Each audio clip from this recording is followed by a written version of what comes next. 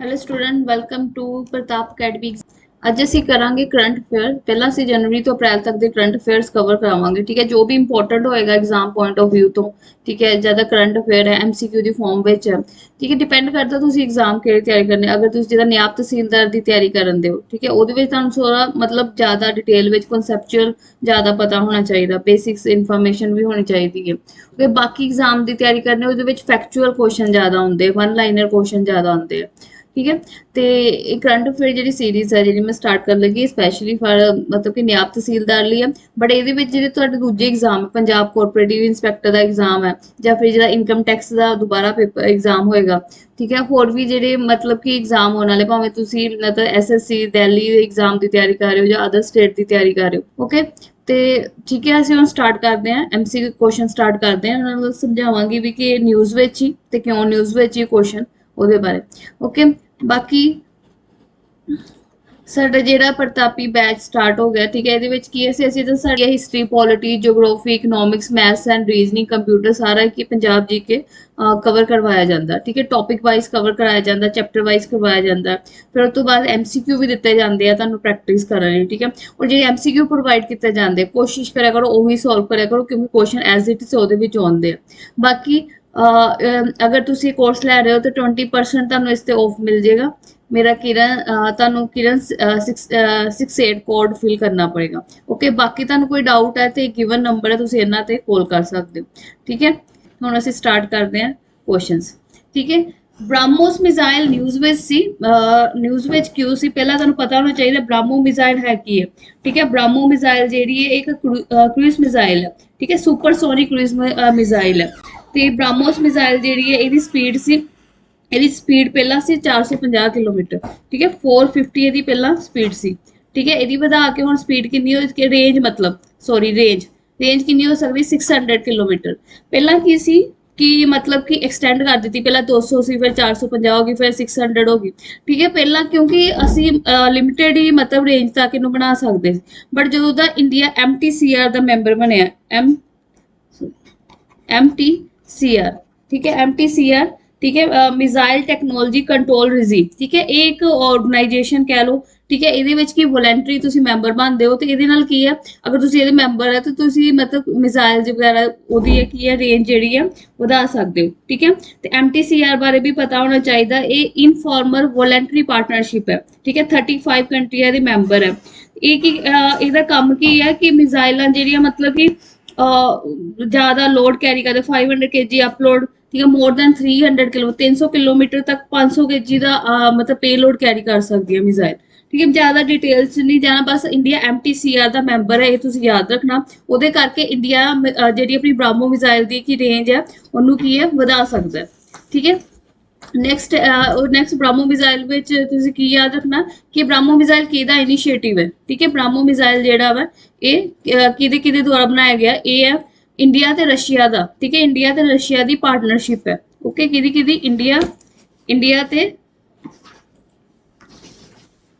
India ਤੇ Russia ਦੀ ਕੀ ਹੈ ਇਹ 'ਚ ਕੀ ਪਾਰਟਨਰਸ਼ਿਪ ਹੈ, ਇੰਡੀਆ ਤੇ ਰਸ਼ੀਆ। ਠੀਕ ਹੈ, ਤੇ ਇਹਦਾ ਨਾਮ ਬ੍ਰਹਮੋਸ ਕਿਉਂ ਪਿਆ? ਠੀਕ ਹੈ, ਇਹਦਾ ਨਾਮ ਬ੍ਰਹਮੋਸ ਕਿਉਂ ਗਿਆ ਕਿਉਂਕਿ ਬ੍ਰਹਮ ਨਾਮ ਲਿਆ ਗਿਆ ਹੈ ਬ੍ਰਹਮਪੁੱਤਰਾ ਤੋਂ, ਤੇ ਮੋਸਕੋ ਰਿਵਰ ਹੈ। ਠੀਕ ਹੈ, ਰਸ਼ੀਆ ਦੀ, ਉਹਨਾਂ ਦੇ ਨਾਮ ਤੋਂ ਇਹਦਾ ਨਾਮ ਬ੍ਰਹਮੋ ਹੈ ਪਿਆ ਵਾ, ਬ੍ਰਹਮ ਮਿਜ਼ਾਈਲ। ਔਰ ਇਹਨੂੰ ਲਾਂਚ ਕਿੱਥੋਂ ਕਰ ਸਕਦੇ? ਠੀਕ ਹੈ, ਇਹਨੂੰ ਲੈਂਡ ਤੋਂ ਵੀ ਲਾਂਚ ਕਰ ਸਕਦੇ, 에ਅਰ ਤੋਂ ਵੀ ਲਾਂਚ ਕਰ ਸਕਦੇ, ਸਮੁੰਦਰ ਤੋਂ ਵੀ ਲਾਂਚ ਕਰ ਸਕਦੇ, ਹਵਾ ਤੋਂ ਵੀ ਲਾਂਚ ਕਰ ਸਕਦੇ।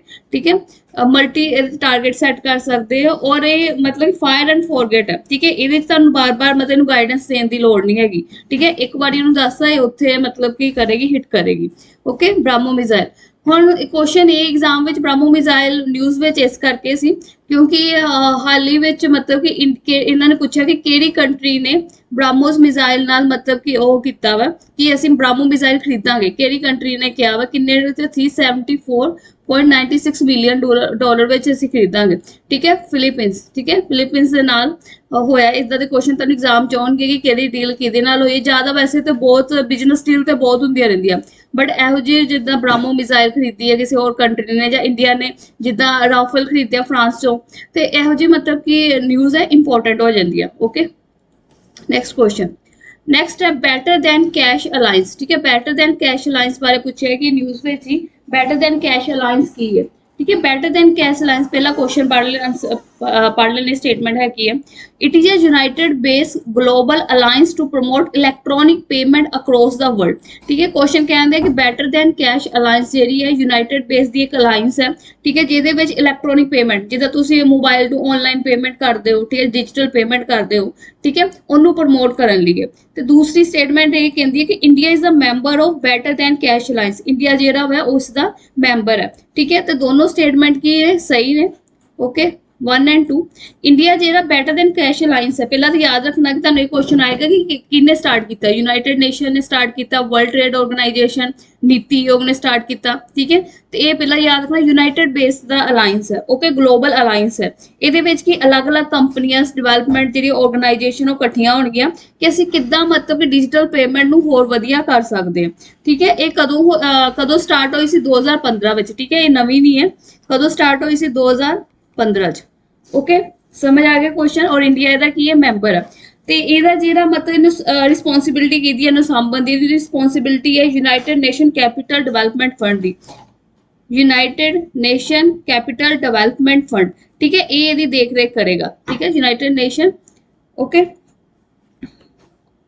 Next United Nation Capital Development Fund. Next question PM वानी प्रोजेक्ट। पीएम वानी प्रोजेक्ट न्यूज़ ਵਿੱਚ ਸੀ। ਇਹ प्रोजेक्ट ਕਿਹਦੇ ਨਾਲ ਰਿਲੇਟਡ ਹੈ। ਠੀਕ ਹੈ, पीएम वानी प्रोजेक्ट। पीएम वानी प्रोजेक्ट है ਇਹਦੀ पूरी फुल फॉर्म की है। पहला पीएम हो सकता ਤੁਹਾਨੂੰ ਸਿੰਪਲ क्वेश्चन भी आ जाए कि पीएम वानी प्रोजेक्ट ਦੀ फुल फॉर्म की है। पीएम वानी की prime minister wifi access network interface. ਜਦੋਂ ਮੈਂ ਕੁਐਸਚਨ ਕਰਾ ਰਹੀ ਹਾਂ ਤਾਂ ਉਹਦੇ ਨਾਲ ਤੁਸੀਂ ਕਾਪੀ ਪੈਨ ਵੀ ਰੱਖਿਓਗੇ, ਜਿੱਦਾਂ ਮੈਂ ਤੁਹਾਨੂੰ ਦੱਸਦੀ ਰਹਿੰਦੀ ਹਾਂ ਕਿ ਮਤਲਬ ਇਨਫੋਰਮੇਸ਼ਨ ਦੇਣੀ ਹੈ, ਨਾਲ ਨਾਲ ਆਪਣੇ ਨੋਟਸ ਬਣਾ ਲਓ। ਠੀਕ ਹੈ, ਭਾਵੇਂ ਤੁਸੀਂ ਕੁਐਸਚਨ ਨਾ ਦੇਖੋ, ਕੱਲੇ ਨੋਟਸ ਵੀ ਅਗਰ ਧਿਆਨ ਚ ਰਹਿਣਗੇ ਤੇ ਫਿਰ ਵੀ ਤੁਹਾਡੀ ਵਧੀਆ ਰਿਵੀਜ਼ਨ ਹੋ ਜਾਏਗੀ। ਔਰ ਇਹ ਮੋਸਟ ਇੰਪੋਰਟੈਂਟ ਕੁਐਸਚਨ ਹੈ। ਜਨਵਰੀ, ਫਰਵਰੀ, ਮਾਰਚ, ਅਪ੍ਰੈਲ ਦੇ ਅਸੀਂ ਪਹਿਲਾਂ ਕਰਾਂਗੇ। ਓਕੇ, ਜਿਹੜੇ ਐਗਜ਼ਾਮ ਵਿੱਚ ਆ ਸਕਦੇ, ਜੋ ਨਿਊਜ਼ ਵਿੱਚ ਹੈ, ਮੋਸਟ ਇੰਪੋਰਟੈਂਟ ਕੁਐਸਚਨ ਰੱਖੇ ਅਸੀਂ। ओके, ठीक है, पीएम वानी दी फुल फॉर्म की है prime minister wifi access network interface. नाम तो ही पता लग रहा है कि एक ब्रॉडबैंड मतलब वाईफाई ਨੂੰ ਵਧਾਉਣ ਲਈ ਹੈ। ਠੀਕ ਹੈ, प्रोजेक्ट एम एट स्टेटमेंट की कह रही है this project aim at delivering broadband connectivity through the public wifi hotspot. ठीक है, ਇਹਦੇ ਵਿੱਚ ਕੀ ਕੀਤਾ ਜਾਏਗਾ, ਬ੍ਰੌਡਬੈਂਡ ਜਿਹੜੀ ਕਨੈਕਟੀਵਿਟੀ ਹੈ ਉਹਦੀ ਸਪੀਡ ਵਧਾਈ ਜਾਏਗੀ ਪਬਲਿਕ ਵਾਈਫਾਈ ਦੇ ਥਰੂ। ਠੀਕ ਹੈ, ਤਾਂ ਕਿ ਅਗਰ ਤੁਹਾਨੂੰ ਜਦੋਂ ਵੀ ਅਗਰ ਤੁਹਾਡਾ ਮਤਲਬ ਤੁਹਾਡਾ ਮੋਬਾਈਲ ਤੇ ਨੈਟ ਨਹੀਂ ਚੱਲ ਰਿਹਾ, ਠੀਕ ਹੈ, ਤੁਸੀਂ ਘਰ ਤੋਂ ਬਾਹਰ ਹੋ, ਅਗਰ ਤੁਹਾਨੂੰ ਵਾਈਫਾਈ ਦੀ ਲੋੜ ਹੈ ਤੇ ਤੁਹਾਨੂੰ ਕੀ ਹੈ ਮਤਲਬ ਇਹ ਸੁਵਿਧਾ ਮਿਲ ਸਕੇ। ਓਕੇ, अफोर्डेबल रेट, मतलब ये नहीं फ्री ऑफ कॉस्ट है, एट अफोर्डेबल रेट मिलेगी। ओके, दूसरी स्टेटमेंट ये कह रही है कि ये प्रोजेक्ट है under ministry of electronic and information technology. Statement गलत है। ठीक है, क्योंकि जेड़ा पीएम वानी प्रोजेक्ट है इनू चलाएगी डिपार्टमेंट ऑफ टेलीकम्युनिकेशन। ठीक है, टेलीकम्युनिकेशन चलाएगी इनू डिपार्टमेंट ऑफ टेलीकम्युनिकेशन। और टेलीकम्युनिकेशन किहदे अंडर आंदा वा, ministry of communication they under, ministry of communication ਦੇ ਅੰਡਰ ਆਏਗਾ। ਓਕੇ, ਤੇ ਮਤਲਬ ਇਦਾਂ ਦੇ ਕੁਐਸਚਨ ਜਦੋਂ ਵੀ ਤੁਸੀਂ ਕੋਈ ਪ੍ਰੋਜੈਕਟ ਜਾਂ ਸਕੀਮ ਪੜ੍ਹਦੇ ਹੋ, ਠੀਕ ਹੈ, ਉਹਦੇ ਵਿੱਚ ਕੀ ਕਰਿਆ ਪਹਿਲਾਂ ਤੁਹਾਨੂੰ ਇਹ ਪਤਾ ਹੋਣਾ ਚਾਹੀਦਾ ਮੇਨ ਪਰਪਸ ਕੀ ਹੈ ਉਸ ਪ੍ਰੋਜੈਕਟ ਦਾ। ਠੀਕ ਹੈ, ਇਹ ਪਤਾ ਹੋਣਾ ਚਾਹੀਦਾ। ਦੂਸਰਾ ਤੁਹਾਨੂੰ ਇਹ ਪਤਾ ਹੋਣਾ ਚਾਹੀਦਾ ਕਿਸ ਮਿਨਿਸਟਰੀ ਦੁਆਰਾ ਲਾਂਚ ਕੀਤੀਆਂ ਗਈਆਂ। ਠੀਕ ਹੈ, ਹੁਣ ਤੁਹਾਨੂੰ ਪਤਾ ਹੋਵੇ ਕਿ ਕਿੰਨੀਆਂ ਸਕੀਮਸ ਹਰ ਸਾਲ ਲਾਂਚ ਹੁੰਦੀਆਂ ਵਾ। ਜ਼ਰੂਰੀ ਨਹੀਂ ਤੁਸੀਂ ਮਤਲਬ 50-60 ਸਕੀਮ ਹੁੰਦੀ ਆ ਤੁਸੀਂ ਸਾਰੀ ਸਕੀਮਾਂ ਡਿਟੇਲ ਚ ਪੜ੍ਹ ਕੇ ਜਾਓ ਔਰ ਉਹਦੇ ਵਿੱਚੋਂ ਇੱਕ ਵੀ ਨਾ ਆਵੇ। ਠੀਕ ਹੈ, ਸਮਾਰਟ ਵਰਕ ਇਹ ਹੁੰਦਾ ਵਾ ਕਿ ਤੁਸੀਂ ਸਕੀਮ ਪੜ੍ਹੋ, ਇੱਕ ਵਾਰੀ ਉਹਦੇ ਗੋ ਥਰੂ ਹੋਵੋ, ਬਟ ਉਹਦੇ ਵਿੱਚ ਦੋ ਚੀਜ਼ਾਂ ਯਾਦ ਰੱਖੋ ਕਿ ਉਹਦਾ ਪਰਪਸ ਕੀ ਹੈ ਸਕੀਮ ਦਾ। ਠੀਕ ਹੈ, ਤੇ ਉਹ ਟਾਰਗੇਟ ਕੀ ਹੈ, ਕਿਹਨਾਂ ਲਈ ਹੈ, ਮਤਲਬ ਸਾਰਿਆਂ ਲਈ ਹੈ ਜਾਂ ਫਿਰ ਮਤਲਬ ਜਿੱਦਾਂ ਮੰਨ ਲਓ ਕਿ ਕੋਈ ਸਕੀਮ ਹੈ ਉਹ ਸਾਰਿਆਂ ਲਈ ਹੈ ਜਾਂ ਬਿਲੋ ਪੋਵਰਟੀ ਲਾਈਨ ਲਈ ਹੈ। ਜਿਵੇਂ ਕਿਸਾਨਾਂ ਦੀ ਸਕੀਮ ਹੈ ਉਹ ਸਾਰੇ ਕਿਸਾਨਾਂ ਲਈ ਹੈ ਜਾਂ ਕੁਝ ਕਿਸਾਨਾਂ ਲਈ ਹੈ ਜਿਨ੍ਹਾਂ ਕੋਲ ਜ਼ਮੀਨ ਨਹੀਂ ਹੈਗੀ। ਠੀਕ ਹੈ, ਤੇ ਇਸ ਤਰ੍ਹਾਂ ਦੂਸਰਾ ਇਹ ਯਾਦ ਰੱਖਣਾ ਕਿ ਕਿਹੜੀ ਮਿਨਿਸਟਰੀ ਨੇ ਲਾਂਚ ਕੀਤਾ। ਓਕੇ, ਇਹ ਦੋ ਕੁਐਸਚਨ ਵੀ ਤੁਸੀਂ ਯਾਦ ਰੱਖੋਗੇ। ਅਗਰ ਕੋਈ ਟਫ ਵੀ ਸਕੀਮ ਪਾ ਦੇਗਾ ਤੇ ਫਿਰ ਵੀ ਤੁਸੀਂ ਇਹ ਕਿ ਤੁਹਾਨੂੰ ਇਹ ਦੋ ਚੀਜ਼ਾਂ ਵੀ ਪਤਾ ਹੋਣਗੀਆਂ, ਫਿਰ ਵੀ ਤੁਹਾਡਾ ਮਤਲਬ ਤੁਸੀਂ ਆਪਸ਼ਨ ਤੱਕ ਪਹੁੰਚ ਜਾਓਗੇ। ਓਕੇ, ਕਿਉਂਕਿ ਇਹ ਦੋ ਸਟੇਟਮੈਂਟ ਉਹ ਪੁੱਛਦੇ ਹੀ ਹੈ ਕਿ ਇਹਦੇ ਦੁਆਰਾ ਲਾਂਚ ਕੀਤੀ ਗਈ ਕੀ ਪਰਪਸ ਹੈ ਤੇ ਕਿਹੜੇ ਟਾਰਗੇਟ ਨੇ ਇਹਦੇ ਵਿੱਚ। ਓਕੇ, ਠੀਕ ਹੈ, ਤੇ ਇਹਦੇ ਆਨਸਰ ਕੀ ਹੋਇਆ, option 1। Okay, next question which of the following are likely benefits setting a development financial institution of India। Question ये कह रहा है कि जो डेवलपमेंट फाइनेंशियल इंस्टीट्यूट बनाए गए हैं इन्हां दी लोड़ की है। ठीक है, ਜਿਹੜੇ ਡਿਵੈਲਪਮੈਂਟ ਫਾਈਨੈਂਸ਼ੀਅਲ ਇੰਸਟੀਟਿਊਸ਼ਨ ਹੈ, ਠੀਕ ਹੈ, ਇਹ ਕੀ ਕਰਦੇ ਆ, ਰਿਡਿਊਸ ਕਰਦੇ ਆ ਲਾਇਬਿਲਿਟੀ, ਰਿਡਿਊਸ ਕਰਦੇ ਆ ਇਸ reduce asset liability of commercial bank. ਠੀਕ ਹੈ, ਇਹ ਕਹਿੰਦੇ ਕਿ ਜਿਹੜੀ ਐਸੈਟ ਲਾਇਬਿਲਿਟੀ, ਐਸੈਟ ਕੀ ਹੁੰਦੇ ਆ ਕਿ ਜਿਹੜੇ ਮਤਲਬ ਬੈਂਕਾਂ ਵਿੱਚ ਕੈਸ਼ ਜਮਾ ਹੋਇਆ। ਠੀਕ ਹੈ, ਹੁਣ ਜਿਹੜੀ ਵੀ ਤੁਹਾਡੇ ਐਸੈਟ ਹੈ, ਐਸੈਟ ਤੁਹਾਡੇ ਕੀ ਹੋਣਗੇ, ਜਦੋਂ ਤੁਹਾਡੇ ਸੋਨਾ ਗਹਿਣੇ ਆ। ਠੀਕ ਹੈ, ਜਿਹੜੀ ਵੀ ਤੁਸੀਂ ਪ੍ਰਾਪਰਟੀ ਬਣਾਈ ਉਹ ਤੁਹਾਡੇ ਐਸੈਟ ਹੈ। ਲਾਇਬਿਲਿਟੀ ਕੀ, ਜਦੋਂ ਤੁਸੀਂ ਕਿਸੇ ਦਾ ਕਰਜ਼ਾ ਦੇਣਾ। ਠੀਕ ਹੈ, ਤੇ ਇਹ ਕੀ ਕਮਰਸ਼ੀਅਲ ਬੈਂਕ ਦੀ ਐਸੈਟ ਮਤਲਬ ਰਿਡਿਊਸ ਕਰਦਾ ਐਸੈਟ ਲਾਇਬਿਲਿਟੀ। ਹੁਣ ਇਹ ਕਿੱਦਾਂ ਰਿਡਿਊਸ ਕਰਦਾ development financial institute. Development financial institute ਹੁੰਦੇ ਕੀ ਹੈ, ਠੀਕ ਹੈ, ਇਹ ਫਾਈਨੈਂਸ਼ੀਅਲ ਇੰਸਟੀਟਿਊਟ ਹੈ ਜਿਹੜੇ ਕੀ ਕਰਦੇ ਆ ਕਿ ਮਤਲਬ ਕਿ ਲੋਨਸ ਦਿੰਦੇ ਆ। ਠੀਕ ਹੈ, ਕਰਜ਼ਾ ਦਿੰਦੇ ਆ, ਲੌਂਗ ਟਰਮ ਲੋਨਸ ਦਿੰਦੇ ਆ, ਲੌਂਗ ਟਰਮ ਲੰਬੇ ਟਾਈਮ ਲਈ 5 ਸਾਲੀ 10 ਸਾਲੀ 20 ਸਾਲੀ ਲੋਨ ਦਿੰਦੇ ਆ। ਠੀਕ ਹੈ, ਪਹਿਲਾਂ ਕੀ ਹੁੰਦਾ, ਸਿਰਫ ਬੈਂਕ ਹੁੰਦੇ ਸਨ ਤੇ ਬੈਂਕ ਕੀ ਕਰਦੇ, ਹੁਣ ਬੈਂਕਾਂ ਵਿੱਚ ਘੱਟ ਪੈਸਾ ਜਮਾ ਹੁੰਦਾ ਸੀ, ਸ਼ਾਰਟ ਟਰਮ ਡਿਪੋਜ਼ਿਟ ਜਮਾ ਹੁੰਦਾ ਸੀ। ਬਟ ਹੁਣ ਇੰਡਸਟਰੀਜ਼ ਹੈ, ਕੰਪਨੀਆਂ, ਉਹਨਾਂ ਨੂੰ ਲੋਨ ਜ਼ਿਆਦਾ ਚਾਹੀਦਾ ਹੁੰਦਾ, ਜ਼ਿਆਦਾ ਪੈਸਾ ਚਾਹੀਦਾ ਹੁੰਦਾ ਇਨਵੈਸਟਮੈਂਟ ਕਰਨ ਲਈ, ਉਹਨਾਂ ਨੂੰ ਕਰੋੜਾਂ ਵਿੱਚ ਲੋਨ ਚਾਹੀਦਾ ਹੁੰਦਾ ਹੈ। ਤੇ ਬੈਂਕ ਕੀ ਕਰਦੇ, ਉਹਨਾਂ ਕੋਲ ਥੋੜਾ ਡਿਪੋਜ਼ਿਟ ਹੁੰਦਾ ਹੈ, ਉਹ ਲੋਨ ਮਤਲਬ ਦੇ ਦਿੰਦੇ ਸੀ। ਜਦੋਂ ਲੋਨ ਰਿਕਵਰ ਨਹੀਂ ਹੋ ਪਾਉਂਦਾ, ਜਦੋਂ ਕਰਜ਼ਾ ਵਾਪਸ ਨਹੀਂ ਆ ਪਾਉਂਦਾ ਸੀ, ਰੀਪੇਮੈਂਟ ਨਹੀਂ ਹੋ ਪਾਉਂਦੀ ਸੀ, ਤੇ ਬੈਂਕਾਂ ਨੂੰ ਕੀ ਹੁੰਦਾ ਸੀ, ਲੋਸ। ਠੀਕ ਹੈ, ਉਹਨੂੰ ਕਹਿੰਦੇ ਐਨਪੀਏ। ਐਨਪੀਏ ਕਾਫੀ ਨਿਊਜ਼ ਵਿੱਚ ਤੁਸੀਂ ਸੁਣਿਆ ਹੋਣਾ ਐਨਪੀਏ ਬਾਰੇ। ਠੀਕ ਹੈ, NPA non performing asset. Non performing asset ਕੀ ਹੁੰਦੇ ਕਿ ਜਦੋਂ ਬੈਂਕ ਜਿਹੜੇ ਆ ਉਹ ਮਤਲਬ ਲੋਨਸ ਪ੍ਰੋਵਾਈਡ ਕਰਦੇ ਆ ਇੰਸਟੀਟਿਊਟਸ ਨੂੰ, ਮਤਲਬ ਇੰਡਸਟਰੀਜ਼ ਨੂੰ ਜਾਂ ਫਾਰਮਰਸ ਨੂੰ, ਤੇ ਉਹ ਬਾਅਦ ਚੋਂ ਰੀਪੇ ਨਹੀਂ ਕਰ ਪਾਉਂਦੇ, ਵਾਪਸ ਨਹੀਂ ਲੈ ਪਾਉਂਦੇ, ਉਹਦੇ ਕਰਕੇ ਉਹਨਾਂ ਦੇ ਕੀ ਹੋ ਜਾਂਦਾ, ਨॉन ਪਰਫਾਰਮਿੰਗ ਐਸੈਟ। ਮਤਲਬ ਐਸੈਟ ਪਰਫਾਰਮ ਕੀ ਕਰਨਗੇ, ਮਤਲਬ ਉਹਨਾਂ ਨੇ ਪੈਸਾ ਤੇ ਲੋਨ ਤੇ ਦੇਤਾ, ਵਾਪਸ ਨਹੀਂ ਕਰ ਪਾਏ ਤੇ ਲੋਸ ਵਿੱਚ ਚਲ ਗਿਆ। ਠੀਕ ਹੈ, ਤੇ ਇਸ ਕਰਕੇ ਜੋ ਡਿਵੈਲਪਮੈਂਟ ਫਾਈਨੈਂਸ਼ੀਅਲ ਇੰਸਟੀਟਿਊਸ਼ਨ ਹੈ, ਉਹ ਉਹਨਾਂ ਦਾ ਕੀ ਹੈ, ਕਮਰਸ਼ੀਅਲ ਬੈਂਕ ਜਿਹੜੇ ਜਿੰਨੇ ਵੀ ਬੈਂਕ ਹੈ, ਉਹਨਾਂ ਦਾ ਜਿਹੜਾ ਵਾ ਇਹ ਬਰਡਨ ਹੈ ਘੱਟ ਕਰਦੇ, ਕਿਉਂਕਿ ਜੋ ਅਗਰ ਕਿਸੇ ਨੂੰ ਲੌਂਗ ਟਰਮ ਲੋਨ ਚਾਹੀਦੇ ਆ ਤੇ ਡਿਵੈਲਪਮੈਂਟ ਫਾਈਨੈਂਸ਼ੀਅਲ ਇੰਸਟੀਟਿਊਟ ਉਹ ਲੋਨ ਦੇ ਦਿੰਦੇ ਆ। ਓਕੇ, ਦੂਸਰੀ ਸਟੇਟਮੈਂਟ ਹੈ development of corporate bond market. ਠੀਕ ਹੈ, ਇਹ ਵੀ ਇਹਦਾ ਇੱਕ ਐਡਵਾਂਟੇਜ ਹੈ ਡਿਵੈਲਪਮੈਂਟ ਫਾਈਨੈਂਸ਼ੀਅਲ ਇੰਸਟੀਟਿਊਸ਼ਨ ਦਾ, ਕਿ ਇਹ ਕੀ ਕਰਦਾ ਵਾ, ਇਹ ਕਾਰਪੋਰੇਟ ਬੌਂਡ ਲਾਂਚ ਕਰਦਾ ਵਾ। ਠੀਕ ਹੈ, ਕਿਸੇ ਨੂੰ ਲੌਂਗ ਟਰਮ ਕ੍ਰੈਡਿਟ ਚਾਹੀਦਾ, ਲੋਨ ਚਾਹੀਦਾ, ਉਹਦੇ ਕਰਕੇ bond corporate bond market launch ਕਰਦੇ, ਇਹਨਾਂ ਬੌਂਡਸ ਨੂੰ ਖਰੀਦ ਕੇ। ਠੀਕ ਹੈ, ਕਿ ਲੋਨ ਮਿਲ ਜਾਏਗਾ, ਫਿਰ ਉਹ ਇਨਵੈਸਟਮੈਂਟ ਕਰ ਸਕਦੇ।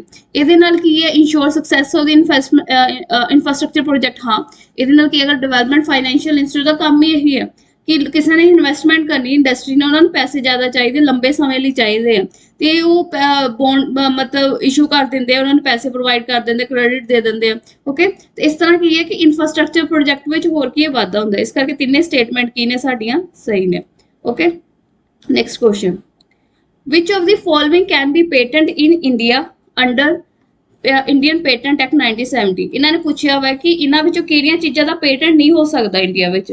ਠੀਕ ਹੈ, ਹੁਣ ਪੇਟੈਂਟ ਕੀ ਹੁੰਦਾ, ਪੇਟੈਂਟ ਹੁੰਦਾ ਕਿ ਜਿੱਦਾਂ ਤੁਸੀਂ ਕੋਈ ਚੀਜ਼ ਬਣਾਈ ਜੋ ਬਿਲਕੁਲ ਹੀ ਨਵੀਂ ਹੈ, ਪਹਿਲਾਂ ਕਦੀ ਅੱਜ ਤੱਕ ਉਹਦੀ ਖੋਜ ਨਹੀਂ ਹੋਈ ਹੈਗੀ। ਠੀਕ ਹੈ, ਬਿਲਕੁਲ ਨਵੀਂ ਬਣੀ ਹੈ, ਤੇ ਤੁਸੀਂ ਉਹਦਾ ਪੇਟੈਂਟ ਲੈ ਲਓ। ਜਿਵੇਂ ਤੁਹਾਨੂੰ ਪਤਾ ਹੋਵੇ ਫਾਰਮਾਸਿਊਟੀਕਲ ਡਰੱਗਸ ਹੈ, ਬਹੁਤ ਸਾਰੇ ਮੈਡੀਸਿਨ ਹੈ ਜਿਹਦਾ ਪੇਟੈਂਟ, ਜਿਵੇਂ ਠੀਕ ਹੈ, ਜਿਵੇਂ ਪੈਰਾਸੀਟਾਮੋਲ ਹੈ, ਕੰਪਨੀ ਹੈ, ਉਹਦਾ ਪੇਟੈਂਟ ਹੈ।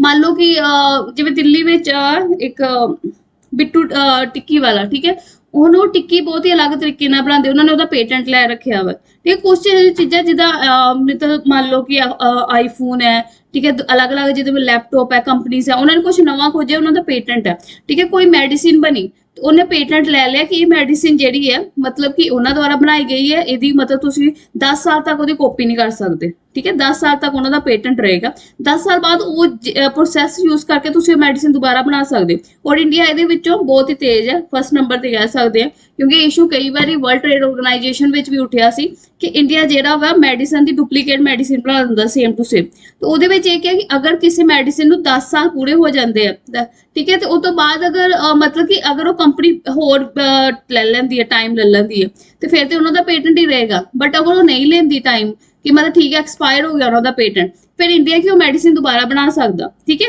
ਹੁਣ ਇਹ ਨਹੀਂ ਕਿ ਇੰਡੀਆ ਮਤਲਬ ਕੁਝ ਗਲਤ ਕਰਨ ਦਿਆ, ਕੁਝ ਮੈਡੀਸਿਨ ਬਹੁਤ ਮਹਿੰਗੀਆਂ ਹੁੰਦੀਆਂ, ਜਿਵੇਂ ਕੈਂਸਰ ਦੀਆਂ, ਹਾਰਟ ਦੀਆਂ ਮੈਡੀਸਿਨ ਹੈ।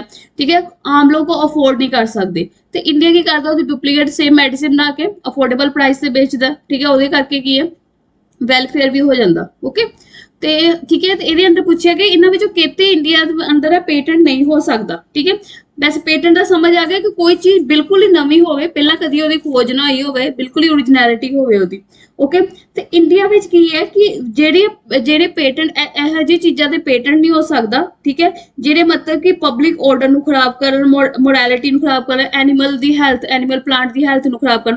ਮਤਲਬ ਤੁਸੀਂ ਇਹੋ ਜਿਹੀ ਮੈਡੀਸਿਨ ਬਣਾਤੀ ਜਿੱਦਾਂ ਮਤਲਬ ਕਈ ਵਾਰੀ ਮਤਲਬ ਜਿੱਦਾਂ ਕੀ ਹੈ ਕਿ ਤੁਸੀਂ ਚਾਹੁੰਦੇ ਹੋ ਫਾਇਦੇ ਲਈ, ਠੀਕ ਹੈ, ਕਿਸੇ ਐਨੀਮਲ मतलब फायदे ਲਈ ਉਹਨੂੰ ਇਹੋ ਜਿਹੀਆਂ ਮੈਡੀਸਿਨ ਦੇਤੀਆਂ, ਠੀਕ ਹੈ, ਔਰ ਇਹ ਕਹਿਤਾ ਕਿ ਇਹਦੀ ਬਹੁਤ ਹੀ ਵਧੀਆ ਬਰੀਡ ਹੈ, ਠੀਕ ਹੈ, ਬਹੁਤ ਵਧੀਆ, ਮਤਲਬ ਕਿ ਜਿੱਦਾਂ ਗਾਂ ਦੁੱਧ ਦਿੰਦੀ, ਤੇ ਮਤਲਬ ਤੁਸੀਂ ਹਾਰਮ ਕਰ, ਜਿਸ ਤੁਸੀਂ ਇਹੋ ਜਿਹਾ ਪੇਟੈਂਟ ਬਣਾਉਂਦੇ ਜਿੰਨਾ ਹਾਰਮ, ਮਤਲਬ ਨੁਕਸਾਨ ਹੋਵੇ ਜਾਨਵਰਸ ਨੂੰ, ਪੰਛੀਆਂ ਨੂੰ, ਜਾਨਵਰਾਂ ਨੂੰ, ਪੰਛੀਆਂ ਨੂੰ ਨੁਕਸਾਨ ਹੋਵੇ, ਏਦਾਂ ਦਾ ਪੇਟੈਂਟ ਨਹੀਂ ਸਰਕਾਰ ਜਿਹੜੀ ਹੈ ਅਪਰੂਵਲ ਕਰਦੀ, ਠੀਕ ਹੈ।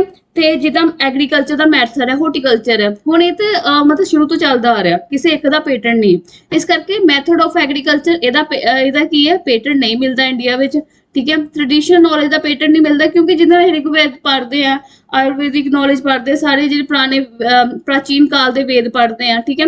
ਹੁਣ ਉਹ ਕਿਸੇ ਇੱਕ ਬੰਦੇ ਨੇ ਨਹੀਂ ਲਿਖਿਆ, ਅਲੱਗ-ਅਲੱਗ ਕਈਆਂ ਦੇ ਨਾਮ ਵੀ ਨਹੀਂ ਪਤਾ, ਓਕੇ। ਇਸ ਕਰਕੇ ਉਹਨਾਂ ਨੌਲੇਜ ਨੂੰ ਅਸੀਂ ਕਹੀਏ ਕਿ ਉਹ ਨੌਲੇਜ ਰਿਗਵੇਦ ਮੈਂ ਲਿਖਿਆ, ਇਦਾਂ ਤੁਸੀਂ ਮਤਲਬ ਉਸ ਵੇਦ ਦਾ ਮਤਲਬ ਕਿ ਮੈਂ ਪੇਟੈਂਟ ਹੈ, ਤੇ ਇਦਾਂ ਤੁਸੀਂ ਪੇਟੈਂਟ ਨਹੀਂ ਲੈ ਸਕਦੇ।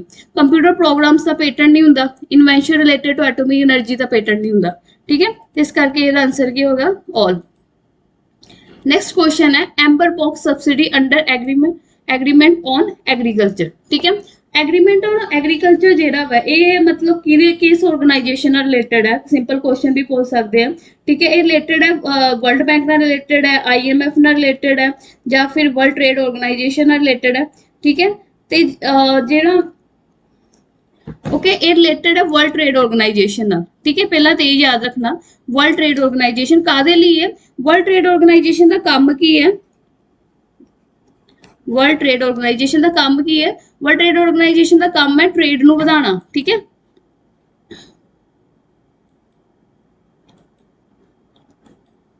ठीक है, वर्ल्ड ट्रेड ऑर्गेनाइजेशन का काम है ट्रेड वधाना, ओके। ट्रेड विच कोई भी बैरियर है, ठीक है, कोई भी ट्रेड विच बैरियर होंदा उस चीज नू रोकना। हाँ जी, तो ਅਸੀਂ ਪੜ੍ਹਦੇ वर्ल्ड ट्रेड ऑर्गेनाइजेशन ਦੇ ਅੰਡਰ ਆਉਂਦਾ, ठीक है, वर्ल्ड ट्रेड ऑर्गेनाइजेशन ਦੇ, ਤੇ वर्ल्ड ट्रेड ऑर्गेनाइजेशन ਜਿਹੜਾ ਹੈ, ठीक है, ਇਹਦੇ ਅੰਡਰ ਹੈ, ਤੇ ਇਹਦੇ ਅੰਡਰ 3 ਬਾਕਸਸ ਹੈ, ठीक है। वर्ल्ड ट्रेड ऑर्गेनाइजेशन ਦੇ ਬਾਰੇ ਪਤਾ ਹੋਣਾ ਚਾਹੀਦਾ, ਕਈ ਵਾਰ ਪੁੱਛ ਲੈਂਦੇ ਆ। ਇੱਕ ਹੈ ਗ੍ਰੀਨ ਬਾਕਸ,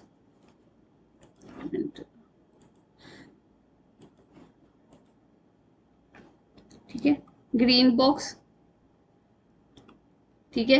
दूसरा एम्बर बॉक्स, ठीक है, एम्बर बॉक्स। थर्ड है ब्लू बॉक्स, ठीक है। वर्ल्ड ट्रेड ऑर्गेनाइजेशन के अंडर जेड़ा जो तुसी एग्रीमेंट ऑन एग्रीकल्चर पढ़ते हो, ठीक है, 3 बॉक्स है, ग्रीन बॉक्स, एम्बर बॉक्स ते ब्लू बॉक्स, ठीक है। ग्रीन बॉक्स ਜਿਹੜਾ ਵਾ ਇਹਦੇ ਵਿੱਚ ਜਿਹੜੀ ਸਬਸਿਡੀ ਦਿੱਤੀ ਜਾਂਦੀ ਉਹਨੂੰ ਉੱਤੇ ਕੋਈ ਲਿਮਿਟੇਸ਼ਨ ਨਹੀਂ ਹੈ, ਉੱਤੇ ਜਿਹੜੀ ਵਰਲਡ ਟ੍ਰੇਡ ਆਰਗੇਨਾਈਜੇਸ਼ਨ ਕੋਈ ਲਿਮਿਟ ਨਹੀਂ ਲਾਉਂਦੀ, ਕਿਉਂਕਿ ਗ੍ਰੀਨ ਬਾਕਸ ਜਿਹੜੀ ਹੈ ਸਬਸਿਡੀ ਹੈ ਉਹ ਮਤਲਬ ਟ੍ਰੇਡ ਨਹੀਂ ਖਰਾਬ ਕਰਦੀ, ਕਿਉਂਕਿ ਵਰਲਡ ਟ੍ਰੇਡ ਆਰਗੇਨਾਈਜੇਸ਼ਨ ਦਾ ਮੇਨ ਕੰਮ ਹੈ ਕਿ ਫੇਅਰ ਟ੍ਰੇਡ ਹੋਵੇ, ਮਤਲਬ ਕਿਸੇ ਨੂੰ ਟ੍ਰੇਡ ਵਿੱਚ ਕੋਈ ਦਿੱਕਤ ਨਾ ਆਵੇ, ਜਿੰਨੀਆਂ ਵੀ ਕੰਟਰੀਜ਼ ਹੈ, ਠੀਕ ਹੈ। ਵਰਲਡ ਟ੍ਰੇਡ ਆਰਗੇਨਾਈਜੇਸ਼ਨ ਦਾ ਮੇਨ ਕੰਮ ਇਹੀ ਹੁੰਦਾ ਕਿ ਅਗਰ ਕਿਸੇ ਕੰਟਰੀ ਨੂੰ ਟ੍ਰੇਡ ਦੂਸਰੀ ਕੰਟਰੀ ਨਾਲ ਟ੍ਰੇਡ ਨੂੰ ਲੈ ਕੇ, ਵਪਾਰ ਨੂੰ ਲੈ ਕੇ ਕੋਈ ਦਿੱਕਤ ਹੈ ਤੇ ਉਹਨੂੰ ਸੋਲਵ ਕਰਨਾ, ਠੀਕ ਹੈ। ਐਗਰੀਮੈਂਟ ਔਨ ਐਗਰੀਕਲਚਰ ਦੇ ਅੰਡਰ ਇਹ ਹੈ ਕਿ ਸਬਸਿਡੀਆਂ ਜਿਹੜੀਆਂ ਇਸ ਤਰੀਕੇ ਨਾਲ ਦਿੱਤੀਆਂ ਜਾਣ ਕਿ ਟ੍ਰੇਡ ਖਰਾਬ ਨਾ ਹੋਵੇ, ਵਪਾਰ ਖਰਾਬ ਨਾ ਹੋਵੇ ਇੱਕ ਕੰਟਰੀ ਦਾ ਦੂਜੇ ਕੰਟਰੀ ਨਾਲ। ਤੇ 3 ਬਾਕਸ ਜਿਹੜੇ green box, amber box, blue box, ਇੱਥੇ ਵੀ ਕੁਐਸਚਨ ਪੁੱਛ ਸਕਦੇ ਆ। ਗ੍ਰੀਨ ਬਾਕਸ ਵਿੱਚ ਕੋਈ ਲਿਮਿਟੇਸ਼ਨ ਨਹੀਂ ਹੈ, ਕਿਉਂਕਿ ਇਹ ਟ੍ਰੇਡ ਨੂੰ ਖਰਾਬ ਨਹੀਂ ਕਰਦੀ, ਠੀਕ ਹੈ। ਇਹਦੇ ਅੰਦਰ ਕਿ ਜਿਹੜਾ ਗਵਰਨਮੈਂਟ ਨੇ ਫੰਡ ਦੇਤਾ, ਠੀਕ ਹੈ, ਗਵਰਨਮੈਂਟ ਫੰਡ ਦੇ ਦਿੰਦੀ ਹੈ ਕਿ ਤੁਸੀਂ ਆਪਣਾ ਮਤਲਬ ਜਿਵੇਂ ਸਰਕਾਰ ਸਕੀਮਸ ਲਾਂਚ ਕਰਦੀ ਹੈ, ਉਹਦੇ ਨਾਲ ਇਹ ਸਰਕਾਰ ਨਹੀਂ ਹੈ ਕਿ ਤੁਹਾਨੂੰ ਫ੍ਰੀ 'ਚ ਪੈਸੇ ਦੇ ਦਿੰਦੀ ਹੈ, ਉਹਦੇ ਨਾਲ ਸਰਕਾਰ ਇਹ ਸਕੀਮ ਲਾਂਚ ਕਰਦੀ ਹੈ ਕਿ ਵਧੀਆ ਇੰਪਰੂਵ ਹੋ ਸਕੇ, ਠੀਕ ਹੈ। ਤੇ ਇਨਵਾਇਰਨਮੈਂਟ ਪ੍ਰੋਟੈਕਸ਼ਨ ਦੇ ਲਈ ਮਤਲਬ ਸਬਸਿਡੀਆਂ ਦਿੰਦੀ ਹੈ ਸਰਕਾਰ, ਤੇ ਉਹ ਕੋਈ ਦਿੱਕਤ ਨਹੀਂ। ਦੂਸਰਾ ਐਂਬਰ ਬਾਕਸ, ਜਿਹੜਾ ਐਂਬਰ ਬਾਕਸ ਹੈ, ਠੀਕ ਹੈ, ਐਂਬਰ ਬਾਕਸ ਕੀ ਹੈ, ਟ੍ਰੇਡ ਨੂੰ ਨੁਕਸਾਨ ਪਹੁੰਚਾਉਂਦਾ ਵਾ, ਠੀਕ ਹੈ। ਇਹਦੇ ਉੱਤੇ ਲਿਮਿਟ ਲਾਈ ਗਈ ਹੈ, ਕਿਉਂਕਿ ਜਿਹੜਾ MSP ਦਿੱਤਾ ਜਾਂਦਾ, ਮਿਨੀਮਮ ਸਪੋਰਟ ਪ੍ਰਾਈਸ, ਠੀਕ ਹੈ, ਇਹ ਸਭ ਤੋਂ ਵੱਡਾ ਰੀਜ਼ਨ ਹੈ।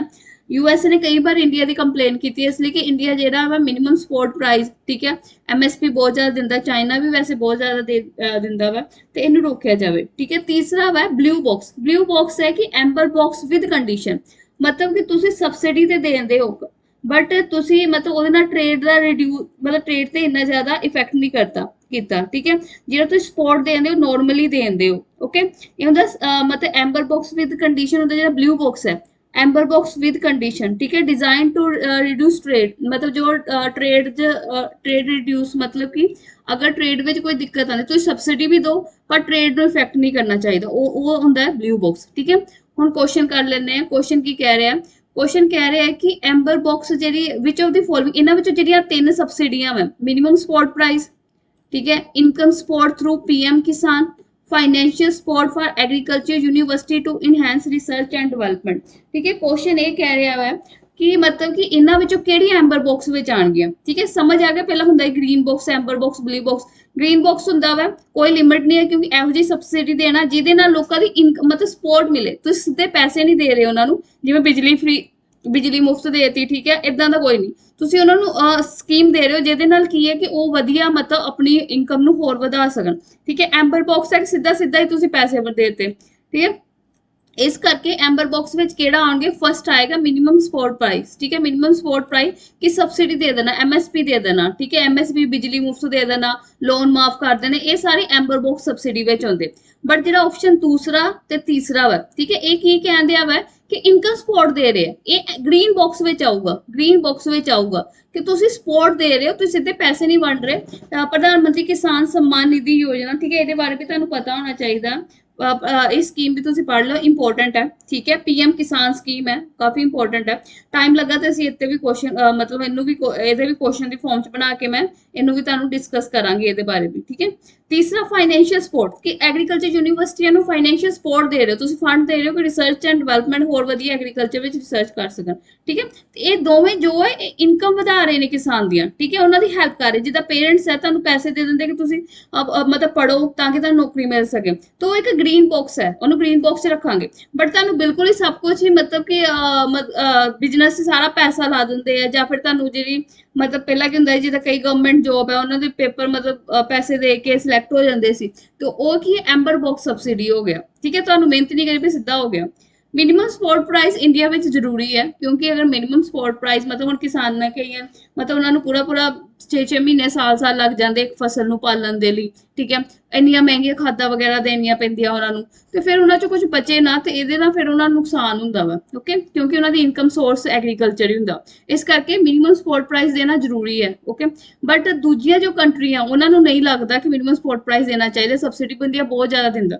ਬਟ ਇੱਥੇ ਵੀ ਲਿਮਿਟ ਕਰ ਦਿੱਤੀ ਗਈ ਸੀ ਕਿ ਇੰਡੀਆ ਨੇ ਕਿਹਾ ਸੀ ਐਮਐਸਪੀ ਦੇਵਾਂਗੇ, ਪਰ ਲਿਮਿਟ ਸੈੱਟ ਕਰ ਦਿੱਤੀ ਗਈ ਸੀ। ਠੀਕ ਹੈ, ਕਿ ਇਸ ਤੋਂ ਜ਼ਿਆਦਾ ਨਹੀਂ ਦਿੱਤੀ ਜਾਏਗੀ। ਠੀਕ ਹੈ, ਹੁਣ ਅਸੀਂ ਨਾਲ ਪੜ੍ਹ ਰਹੇ ਹਾਂ world trade organisation.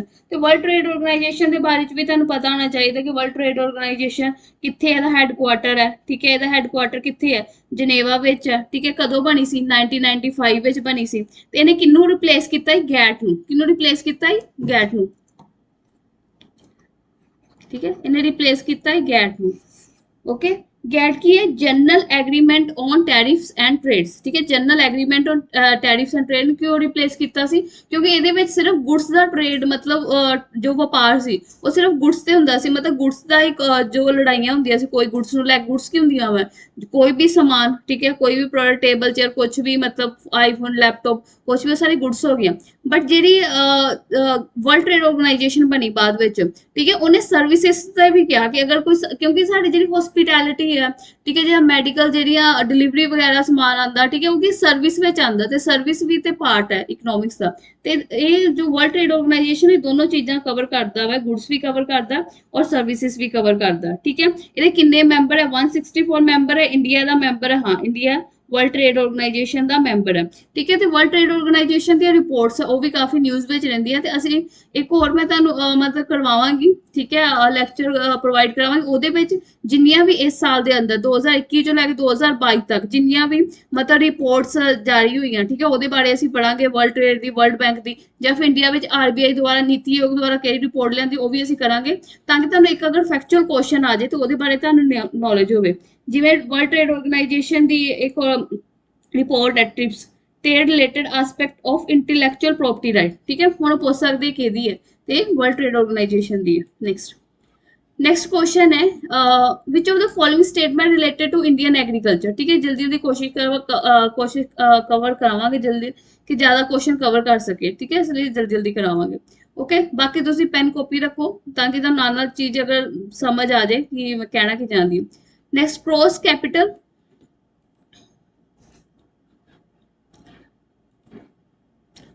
Next question है क्रॉस कैपिटल फार्मेशन। ठीक है, ग्रोस कैपिटल फार्मेशन ਜਿਹੜੀ ਹੈ in Indian agriculture in news ਵਿੱਚ ਸੀ, क्यों न्यूज़ ਵਿੱਚ ਹੈ।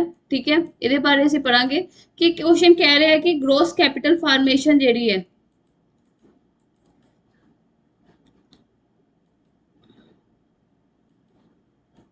ठीक है। ग्रोस कैपिटल फार्मेशन जी है, ग्रोस कैपिटल फार्मेशन के पहले तुहानू ये बारे पता होना चाहिए, ठीक है। हो सकता सिंपल तुहानू इत्ते भी क्वेश्चन आ जाए कि ग्रोस कैपिटल फार्मेशन की हुंदा। ग्रोस कैपिटल फार्मेशन हुंदा कि जिन्नी तुसी इन्वेस्टमेंट कीती डिवाइडेड जीडीपी इनटू 100, ठीक है। समझ आ गई, जिन्नी तुसी की कीती इन्वेस्टमेंट कीती, ठीक है, इन्वेस्टमेंट अपॉन जीडीपी बाय 100, ठीक है। ਇਹਦੇ ਵਿੱਚ ਕੀ ਗ੍ਰੋਸ ਕੈਪੀਟਲ ਫਾਰਮੇਸ਼ਨ ਕੀ ਹੁੰਦਾ ਵਾ ਕਿ ਇੰਡੀਆ ਵਿੱਚ ਜਿੰਨੀ ਤੁਸੀਂ ਕਿਸੇ ਚੀਜ਼ ਤੇ ਇਨਵੈਸਟਮੈਂਟ ਕਰਦੇ ਹੋ, ਠੀਕ ਹੈ, ਇਨਵੈਸਟਮੈਂਟ ਕਰਦੇ ਹੋ ਉਹਦੀ ਕਿੰਨੀ ਇਨਵੈਸਟਮੈਂਟ ਕੀਤੀ ਜੀਡੀਪੀ ਨੂੰ ਲੈ ਕੇ। ਹੁਣ ਜੀਡੀਪੀ ਕੀ ਹੁੰਦਾ ਇਹ ਵੀ ਤੁਹਾਨੂੰ ਪਤਾ ਹੋਣਾ ਚਾਹੀਦਾ, ਬੇਸਿਕ ਕੁਐਸਚਨ ਹੈ ਇਕਨੋਮਿਕਸ ਦਾ।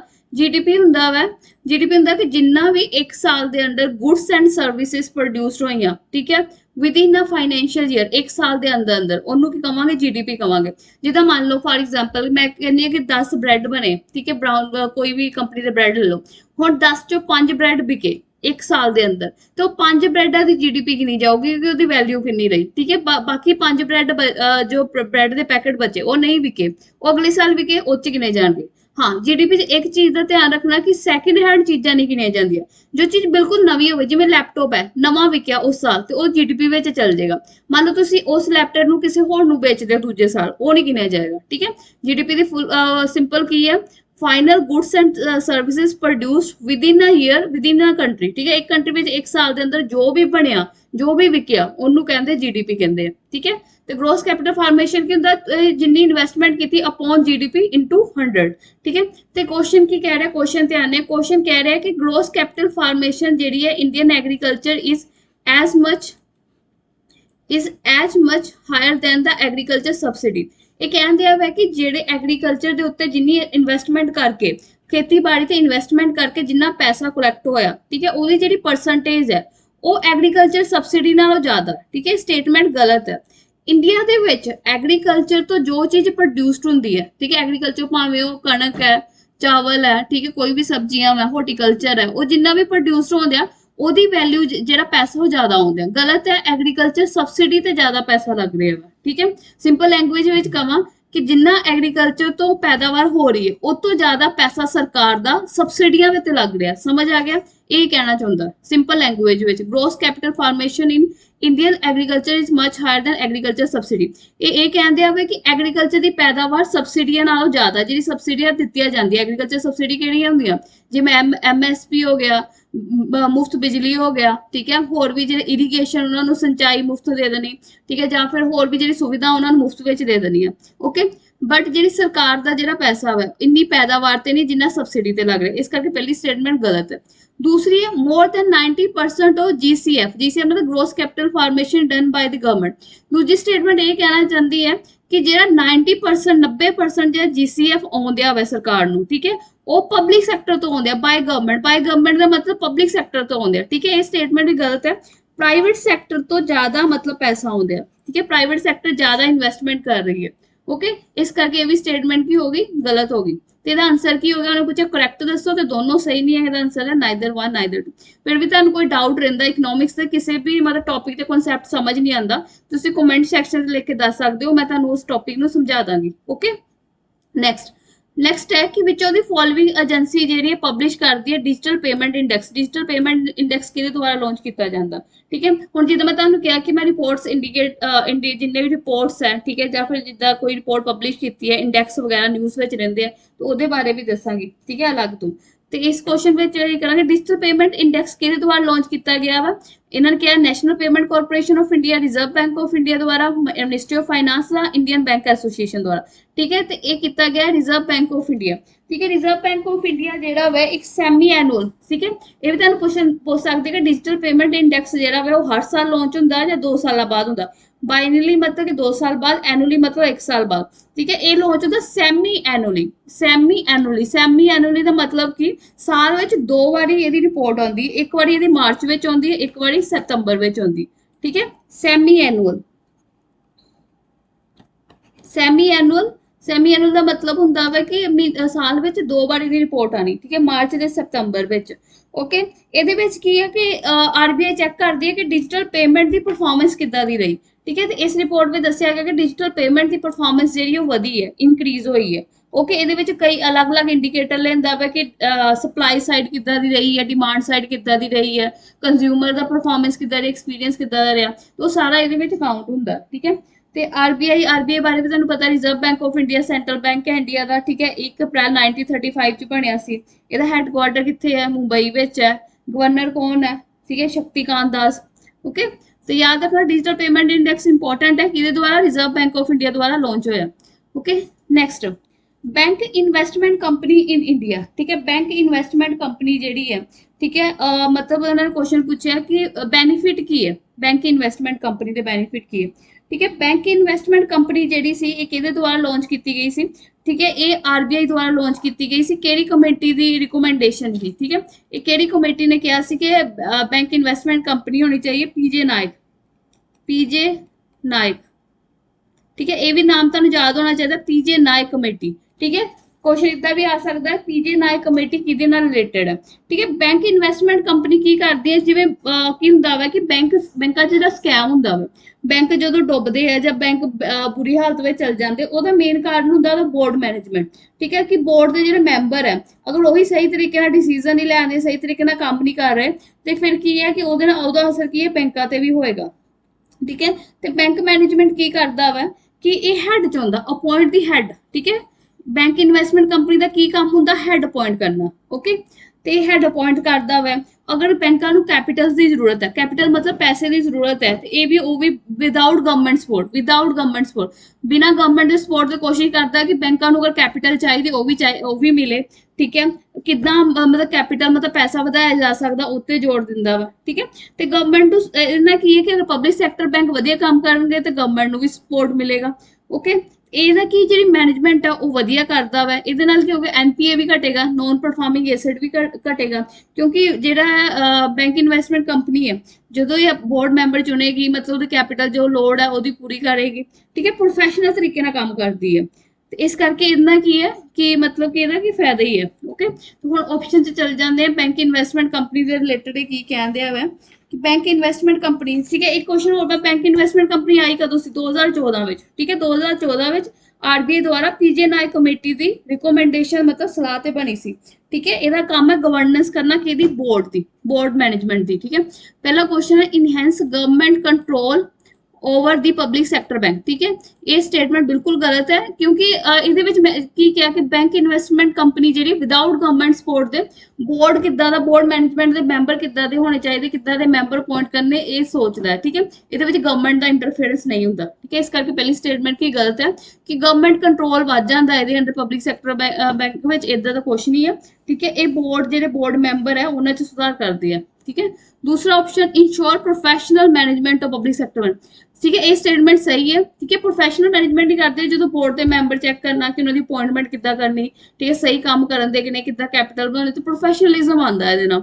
ओके। तीसरा रिड्यूस एनपीए। ठीक है। ये भी सही है। एनपीए अपने आप रिड्यूस होएगा जो बोर्ड मैनेजमेंट वधिया होएगा, ਜਦੋਂ ਵੀ ਕੈਪੀਟਲ ਦੀ ਲੋੜ ਹੋਏਗੀ, ਜਦੋਂ ਵੀ ਮਤਲਬ ਕਿ ਕਿੱਦਾਂ ਅਸੀਂ ਇੰਪਰੂਵ ਕਰ ਸਕਦੇ ਉਹਦੇ ਵਿੱਚ ਬੈਂਕ ਇਨਵੈਸਟਮੈਂਟ ਕੰਪਨੀ ਹੈਲਪ ਕਰੇਗੀ। ਉਹਦੇ ਨਾਲ ਆਟੋਮੈਟਿਕਲੀ ਜਿਹੜਾ ਐਨਪੀਏ ਹੈ, ਠੀਕ ਹੈ, ਨॉन ਪਰਫਾਰਮਿੰਗ ਐਸੈਟ ਘਟੇਗਾ। ਓਕੇ। ਇਸ ਕਰਕੇ ਫਸਟ ਸਟੇਟਮੈਂਟ ਗਲਤ ਹੈ, 2 3 ਸਹੀ ਹੈ। ਤਾਂ ਆਪਸ਼ਨ ਕਿਹੜਾ ਹੋਏਗਾ? C. Next question, which of the factor can possibly lead to increase in rate of inflation. ਠੀਕ ਹੈ। ਕਿਹੜੇ ਪੋਸੀਬਲ ਫੈਕਟਰ ਹੈ ਜਿਹਦੇ ਕਰਕੇ ਕਿ ਦੇਸ਼ ਵਿੱਚ ਕੀ ਹੈ ਇਨਫਲੇਸ਼ਨ ਜਿਹੜੀ ਆ ਉਹ ਵੱਧਦੀ ਹੈ। ठीक है। इन्फ्लेशन उन्होंने 2 ऑप्शन दिते, लॉन्ग रन। ठीक है। भी याद रखना लॉन्ग रन में इन्फ्लेशन बढ़ती है। ठीक है। तो इन्फ्लेशन का टॉपिक है, तुहानू पता होना चाहिए इन्फ्लेशन की हुंदी है, टाइप्स ऑफ इन्फ्लेशन की हुंदी है। ठीक है। सरकार इन्फ्लेशन महंगाई नूं रोकण लई की कर रही है। ठीक है। कि इन्फ्लेशन जिहड़ा न्यूज़ ਵਿੱਚ ਸੀ, क्योंकि पहली बारी होया कि तुसीं तुहानू पता होना मोनेटरी पॉलिसी कमेटी। ठीक है। मोनेटरी पॉलिसी कमेटी जो आरबीआई जिते काम करती है, मोनेटरी पॉलिसी कमेटी। ठीक है। मोनेटरी पॉलिसी कमेटी का टारगेट है कि ਜਿਹੜੀ ਇਨਫਲੇਸ਼ਨ ਮਹਿੰਗਾਈ ਉਹ 4% ਚ ਰਹਿਣੀ ਚਾਹੀਦੀ। ਜੇ ਘਟ ਜੇ ਤੇ 2% ਤੱਕ ਘਟੇ, ਜੇ ਵੱਧ ਜੇ ਤੇ 6% ਤੱਕ ਵਧੇ। ਠੀਕ ਹੈ। ਇਹਦੇ ਵਿੱਚ ਰਹਿਣੀ ਚਾਹੀਦੀ ਹੈ ਮਹਿੰਗਾਈ, ਇਨਫਲੇਸ਼ਨ। ਗਵਰਨਮੈਂਟ ਨੇ ਕਿਹਾ, ਗਵਰਨਮੈਂਟ ਨੇ ਆਰਬੀਆਈ ਨੂੰ ਰਿਸਪੌਂਸਿਬਿਲਿਟੀ ਦਿੱਤੀ ਹੈ। ਆਰਬੀਆਈ ਦੇ ਵਿੱਚ ਕਮੇਟੀ ਹੈ ਮੋਨੈਟਰੀ ਪॉलिसी ਕਮੇਟੀ। ਠੀਕ ਹੈ। ਮੋਨੈਟਰੀ ਪॉलिसी ਕਮੇਟੀ, ਇਹਦਾ ਮੋਨੈਟਰੀ ਪॉलिसी ਕਮੇਟੀ ਦਾ ਕੰਮ ਇਹੀ ਹੈ ਕਿ ਮਹਿੰਗਾਈ ਨੂੰ ਕਿੱਦਾਂ ਕੰਟਰੋਲ ਵਿੱਚ ਰੱਖਣਾ। ਤੇ ਉਹਨੇ ਟਾਰਗੇਟ ਸੈੱਟ ਕੀਤਾ ਕਿ 4% ਦੇ ਵਿੱਚ ਰੱਖਾਂਗੇ ਅਸੀਂ। 4 ਤੋਂ ਘੱਟ 2% ਹੋ ਜੇ ਠੀਕ ਹੈ, ਜਾਂ 4 ਤੋਂ 6% ਵੱਧ ਜੇ। ठीक है, फिर भी ठीक है। बट अगर 6 ਤੋਂ ਉੱਪਰ ਜਾਂਦੀ ਹੈ ਜਾਂ 2 ਤੋਂ ਘੱਟ ਜਾਂਦੀ ਹੈ ਹੋਰ ਮਹਿੰਗਾਈ, ਤੇ ਫਿਰ ਗਵਰਨਮੈਂਟ ਨੂੰ ਰਿਟਰਨ ਵਿੱਚ ਦੱਸਣਾ ਪਏਗਾ ਮਹਿੰਗਾਈ ਕਿਉਂ ਵਧੀ, ਉੱਤੇ ਮਤਲਬ ਉਹਨਾਂ ਨੂੰ ਮਤਲਬ ਲੈਣੇ ਪੈਣਗੇ, ਸਟੈਪ ਲੈਣੇ ਪੈਣਗੇ, ਠੀਕ ਹੈ। ਤੇ ਮਤਲਬ ਇਸ ਕਰਕੇ ਪਰ ਪਹਿਲੀ ਵਾਰੀ ਹੋਇਆ ਇਸ ਵਾਰ ਕਿ ਅਸੀਂ ਅਗਰ ਪਿਛਲੇ ਮਹੀਨੇ ਦੇਖੀਏ ਤੇ ਜਿਹੜੀ ਮਹਿੰਗਾਈ ਹੈ ਉਹ 8% ਤੱਕ ਗਈ ਹੈ, ਠੀਕ ਹੈ, 8% ਤੱਕ ਗਈ ਹੈ। ਕਿਉਂਕਿ ਉਹਦੇ ਕਈ ਕਾਰਨ ਹੈ, ਜਿਵੇਂ ਤੁਹਾਨੂੰ ਪਤਾ ਰਸ਼ੀਆ ਯੂਕਰੇਨ ਦਾ ਲੜਾਈ ਚੱਲ ਰਹੀ ਹੈ, ਬਾਰ-ਬਾਰ ਪੈਂਡੈਮਿਕ ਦਾ ਖਤਰਾ ਹੋ ਜਾਂਦਾ ਵਾ, ਠੀਕ ਹੈ, ਉਹਦੇ ਕਰਕੇ ਕਿਉਂਕਿ ਆਇਲ ਦੀ ਤੇਲ ਦੀਆਂ ਕੀਮਤਾਂ ਵਧਦੀਆਂ, ਇੰਡੀਆ ਜਿਹੜਾ ਤੇਲ ਹੈ ਕਰੂਡ ਆਇਲ ਬਾਹਰੋਂ ਮੰਗਾਉਂਦਾ ਵਾ, ਤੇ ਜਦੋਂ ਵੀ ਤੇਲ ਦੀਆਂ ਕੀਮਤਾਂ ਵਧਦੀ ਕਿਉਂਕਿ ਰਸ਼ੀਆ ਯੂਕਰੇਨ ਵਾਲੀ ਸਾਈਡ ਕੀ ਹੈ ਆਇਲ ਦੀ ਸਪਲਾਈ ਹੁੰਦੀ ਹੈ, ਠੀਕ ਹੈ, ਤੇ ਹੁਣ ਜੋ ਤੇਲ ਦੀਆਂ ਕੀਮਤਾਂ ਵਧਦੀ ਉਹਦੇ ਕਰਕੇ ਆਟੋਮੈਟਿਕਲੀ ਮਹਿੰਗਾਈ ਵੀ ਵਧਦੀ ਹੈ। ਹੋਰ ਵੀ ਕਈ ਇਸ਼ੂ ਹੈ, ਠੀਕ ਹੈ, ਉਹਦੇ ਕਰਕੇ ਕੀ ਹੈ ਮਹਿੰਗਾਈ ਵਧੀ ਹੈ। ਤੇ ਇਸ ਕਰਕੇ ਇਹ ਵੀ ਤੁਹਾਨੂੰ ਪੁੱਛ ਸਕਦੇ ਆ ਮੋਨੈਟਰੀ ਪਾਲਿਸੀ ਕਮੇਟੀ, ਮਤਲਬ ਕਿ ਇਹ ਮੈਂ ਬਹੁਤ ਵਧੀਆ ਤੁਹਾਨੂੰ ਕਰਵਾਇਆ ਪਿਆ, ਜਿਹੜੀ ਇਕਨੋਮਿਕਸ ਦੀ ਕਲਾਸਾਂ ਜਿਹੜੀਆਂ ਸਾਡੇ ਐਪ ਵਿੱਚ ਉਹਦੇ ਵਿੱਚ ਮੈਂ ਇਨਫਲੇਸ਼ਨ ਟੌਪਿਕ ਕਰਾਇਆ ਹੈ, ਐਮਪੀਸੀ ਦੇ ਮੋਨੈਟਰੀ ਪਾਲਿਸੀ ਕਮੇਟੀ ਬਾਰੇ ਕਰਾਇਆ ਵਾ, ਉਹਦੇ ਟਾਰਗੇਟ ਕਰਾਏ ਪਏ ਆ, ਠੀਕ ਹੈ। ਤੇ ਇਹ ਬੇਸਿਕਸ ਹੈ, ਬੇਸਿਕਸ ਵੀ ਪੁੱਛ ਸਕਦੇ, ਇਹ ਵੀ ਤੁਹਾਨੂੰ ਇਕਨੋਮਿਕਸ ਦਾ ਬੇਸਿਕ ਟੌਪਿਕ ਪਤਾ ਹੋਣਾ ਚਾਹੀਦਾ ਇਨਫਲੇਸ਼ਨ ਬਾਰੇ, ਠੀਕ ਹੈ। ਹੁਣ ਕੁਐਸਚਨ ਪੁੱਛ ਰਿਹਾ ਕਿ ਇਨਫਲੇਸ਼ਨ ਕਿੱਦਾਂ ਇਨਕਰੀਜ਼ ਹੁੰਦੀ ਹੈ ਲੌਂਗ ਰਨ ਵਿੱਚ, ਠੀਕ ਹੈ, ਕੀ ਇਹ ਦੋ ਕਾਰਨ ਹੈ ਲੌਂਗ ਰਨ ਵਿੱਚ ਇਨਫਲੇਸ਼ਨ ਵਧਾਉਂਦੇ ਜਾਂ ਨਹੀਂ, ਮਹਿੰਗਾਈ ਵਧਾਉਂਦੇ।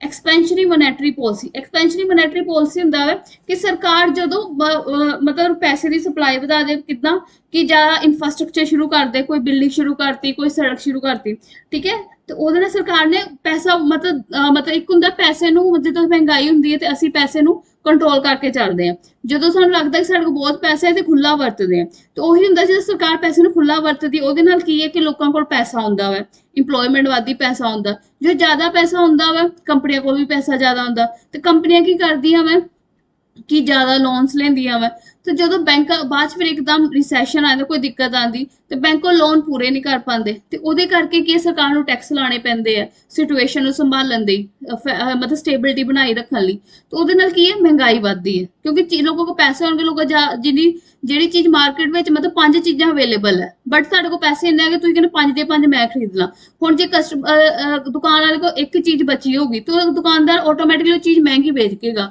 ਕਿ ਪਿੱਛੋਂ ਹੀ ਨਹੀਂ ਸਪਲਾਈ ਆਉਂਦੀ, ਠੀਕ ਹੈ, ਤਾਂ ਉਹ ਚੀਜ਼ ਆਟੋਮੈਟਿਕਲੀ ਮਹਿੰਗੀ ਹੋ ਜਾਂਦੀ। ਜਿਵੇਂ ਸੈਨੀਟਾਈਜ਼ਰ ਸੀ, ਜਦੋਂ ਕਰੋਨਾ ਆਇਆ ਤੇ ਜਿੰਨੇ ਵੀ ਸੈਨੀਟਾਈਜ਼ਰ ਸੀ ਉਹ ਸਾਰੇ ਮਹਿੰਗੇ ਹੋ ਗਏ, ਠੀਕ ਹੈ, ਤੇ ਇਹ ਹੁੰਦਾ ਵਾ ਕਿ ਮਹਿੰਗਾਈ ਇੱਕਦਮ ਜਦੋਂ ਚੀਜ਼ ਘੱਟ ਆਵੇ ਪਿੱਛੋਂ ਤੇ ਉਹ ਮਹਿੰਗੀ ਹੋ ਜਾਂਦੀ, ਤੇ ਸਰਕਾਰ ਕੀ ਇਦਾਂ ਹੀ ਅਗਰ ਲੋਕਾਂ ਕੋਲ ਜ਼ਿਆਦਾ ਪੈਸਾ ਹੋਊਗਾ, ਲੋਕ ਜ਼ਿਆਦਾ ਚੀਜ਼ਾਂ ਖਰੀਦਣ, ਫਜ਼ੂਲ ਵੀ ਖਰੀਦਣਗੇ, ਉਹਨਾਂ ਦੀ ਮਹਿੰਗਾਈ ਵੱਧ ਜਾਏਗੀ, ਠੀਕ ਹੈ, ਇਹ ਹੁੰਦੀ ਹੈ ਐਕਸਪੈਂਸ਼ਨਰੀ ਮੋਨੈਟਰੀ ਪਾਲਿਸੀ, ਓਕੇ, ਤੇ ਇਹਦੇ ਕਰਕੇ ਵੀ ਲੌਂਗ ਰਨ ਵਿੱਚ ਇਨਫਲੇਸ਼ਨ ਵੱਧਦੀ ਹੈ।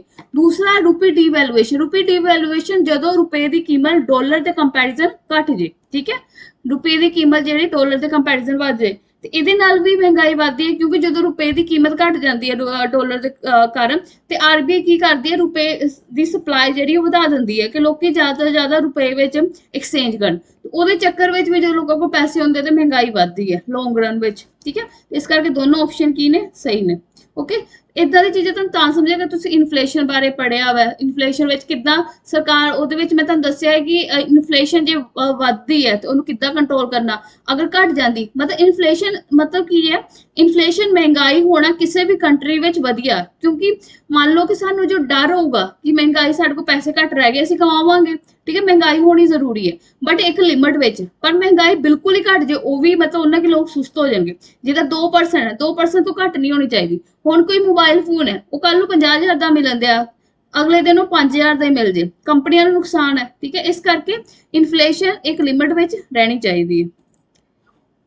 ਨੈਕਸਟ ਉਸ ਤੋਂ ਬਾਅਦ ਇਹ ਪੋਰਟ ਹੈ ਨਿਊਜ਼ ਵਿੱਚ ਹੈ, ਜਦੋਂ ਤੁਸੀਂ ਐਗਜ਼ਾਮ ਦੀ ਤਿਆਰੀ ਕਰਦੇ ਹੋ, ਸਪੈਸ਼ਲੀ ਜਦੋਂ ਵੱਡੇ ਐਗਜ਼ਾਮ ਹੈ ਜਿਵੇਂ ਯੂਪੀਐਸਸੀ ਪੀਸੀਐਸ ਐਗਜ਼ਾਮ ਦੀ ਤਿਆਰੀ ਕਰਦੇ ਹੋ, ਉਹਦੇ ਵਿੱਚ ਤੁਹਾਨੂੰ ਵਰਲਡ ਜਦੋਂ ਤੁਸੀਂ ਇੱਕ ਵਾਰੀ ਜਿਓਗ੍ਰਾਫੀਕਲ ਮੈਪ ਦੇਖ ਜਾਇਆ ਕਰੋ ਕਿ ਕਿਹੜੀ ਚੀਜ਼ ਨਿਊਜ਼ ਵਿੱਚ, ਜਿਵੇਂ ਯੂਕਰੇਨ ਨਿਊਜ਼ ਵਿੱਚ ਹੈ, ਠੀਕ ਹੈ, ਪਾਕਿਸਤਾਨ ਨਿਊਜ਼ ਵਿੱਚ, ਅਫਗਾਨਿਸਤਾਨ ਤਾਲਿਬਾਨ ਕਰਕੇ ਨਿਊਜ਼ ਸੀ, ਪਾਕਿਸਤਾਨ ਵਿੱਚ ਹੁਣੇ ਸੌਰੀ ਸੱਤਾ ਚੇਂਜ ਹੋਈ ਇਸ ਕਰਕੇ ਉਹ ਵੀ ਨਿਊਜ਼ ਵਿੱਚ ਸੀ, ਠੀਕ ਹੈ, ਇਸ ਕਰਕੇ ਇਹ ਚੀਜ਼ਾਂ ਮਤਲਬ ਜੋ ਕੁਝ ਕੋਈ ਨਿਊਜ਼ ਵਿੱਚ ਹੋਈ ਉਹਨੂੰ ਉਸੇ ਟਾਈਮ ਮਤਲਬ ਕਿ ਤੁਹਾਡੇ ਕੋਲ ਮੋਬਾਈਲ ਤੇ ਹੈ ਹੀ ਹੈ, ਠੀਕ ਹੈ, ਉਹਦੇ ਵਿੱਚ ਉਹਦੇ ਚੈੱਕ ਕਰੋ ਕਿ ਇਹ ਚੀਜ਼ ਕਿੱਥੇ ਹੈ, ਓਕੇ, ਕਿਉਂਕਿ ਐਗਜ਼ਾਮੀਨਰ ਕਈ ਵਾਰ ਐਗਜ਼ਾਮ 'ਚ ਇਦਾਂ ਦੇ ਕੁਐਸਚਨ ਪੁੱਛ ਲੈਂਦਾ ਵਾ ਕਿ ਇਹ ਚੀਜ਼ ਕਿਹੜੇ ਕੰਟੀਨੈਂਟ ਵਿੱਚ ਹੈ, ਕਿਹੜੇ ਇਹਦੇ ਲਾਗੇ ਕਿਹੜਾ ਸਮੁੰਦਰ ਲੱਗਦਾ, ਕਿਹੜਾ ਪੋਰਟ ਲੱਗਦਾ, ਓਕੇ, ਜਿਵੇਂ ਇਹੀ ਕੁਐਸਚਨ ਹੈ ਨਿਊਜ਼ ਵਿੱਚ ਸੀ ਕਿ ਇਹ ਪੋਰਟ ਕਿੱਥੇ ਹੈ, ਠੀਕ ਹੈ, ਜਿਵੇਂ ਦੁਗਾਮ ਪੋਰਟ ਹੈ, ਦੁਗਾਮ ਪੋਰਟ ਕਿੱਥੇ ਹੈ, ਠੀਕ ਹੈ, ਇਹਨਾਂ ਲਿਖਿਆ ਯਾਮੀਨ, ਯਾਮੀਨ ਜਿਹੜੀ ਹੈ ਓਮਾਨ ਦੇ ਨਾਲ ਦੀ ਕੰਟਰੀ ਹੈ, ਠੀਕ ਹੈ, ਇਸ ਕਰਕੇ ਦਾ ਆਨਸਰ ਯਾਮੀਨ ਨਹੀਂ ਹੈ, ਦੁਗਾਮ ਜਿਹੜਾ ਪੋਰਟ ਹੈ ਉਹ ਕਿੱਥੇ, ਓਮਾਨ ਵਿੱਚ।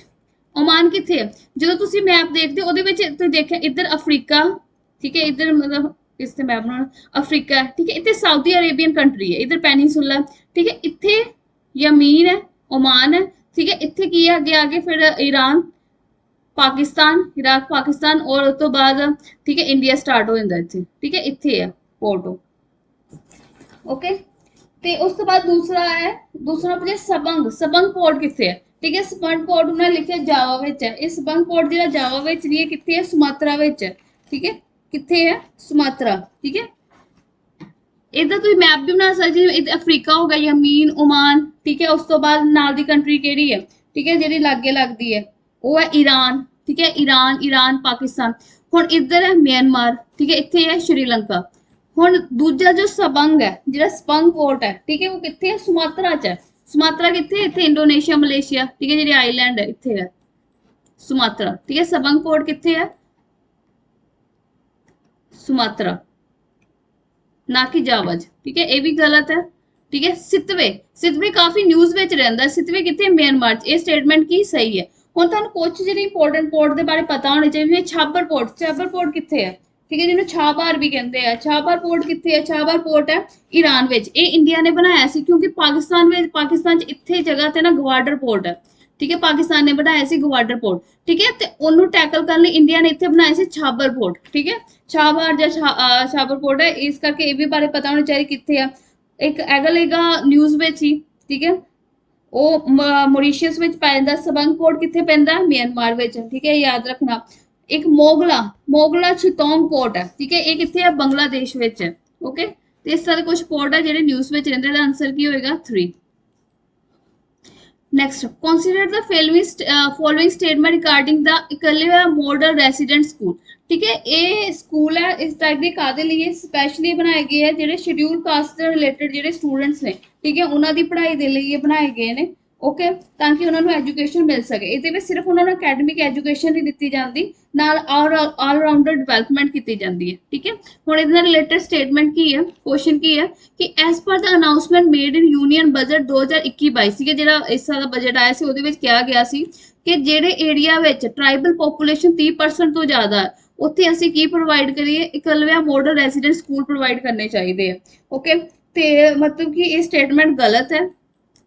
ਕਿਉਂ ਗਲਤ ਹੈ, ਪਹਿਲੀ ਗੱਲ ਇਹ ਕਿ ਜਿਹੜਾ ਇਹ ਮਾਡਲ ਆਇਆ ਸੀ ਸਕੂਲ ਰੈਜ਼ੀਡੈਂਟ ਸਕੂਲ EMR ਦਾ ਮਾਡਲ ਆਇਆ ਸੀ, ਇਹ 2021-22 ਚ ਨਹੀਂ ਸੀ ਆਇਆ, ਠੀਕ ਹੈ। ਇਹ ਕਿਹੜੇ ਬਜਟ ਵਿੱਚ ਆਇਆ ਸੀ, ਇਹ ਬਜਟ 2000 ਇਸ ਤੋਂ ਪਹਿਲਾਂ ਹੀ ਆਇਆ ਸੀ, ਬਜਟ 2018-19, ਠੀਕ ਹੈ, 2018-19 ਦੇ ਬਜਟ ਵਿੱਚ ਆਇਆ ਸੀ, 2018-19 ਦੇ ਬਜਟ ਵਿੱਚ ਆਇਆ ਸੀ, ਠੀਕ ਹੈ। ਔਰ ਦੂਸਰੀ ਇਹਦੀ ਕੰਡੀਸ਼ਨ ਇਹਨਾਂ ਨੇ ਕਿਹਾ ਕਿ 30% ਕੀ ਹੈ, 30% ਟ੍ਰਾਈਬਲ ਪੋਪੂਲੇਸ਼ਨ, ਇਹ ਵੀ ਗਲਤ ਹੈ। 50%, ਠੀਕ ਹੈ, 50% ਟ੍ਰਾਈਬਲ ਪੋਪੂਲੇਸ਼ਨ ਹੋਵੇ ਔਰ ਐਟਲੀਸਟ 20,000 ਟ੍ਰਾਈਬਲ ਪਰਸਨ ਹੋਣ ਉਸ ਬਲੋਕ ਵਿੱਚ, ਠੀਕ ਹੈ। ਬਲੋਕ ਦੇ ਅਕੋਰਡਿੰਗ ਜਿਹੜਾ ਵਾ ਇਹ ਸਕੂਲ ਬਣਾਇਆ ਜਾਏਗਾ, ਇਸ ਕਰਕੇ ਸਟੇਟਮੈਂਟ ਗਲਤ ਹੈ।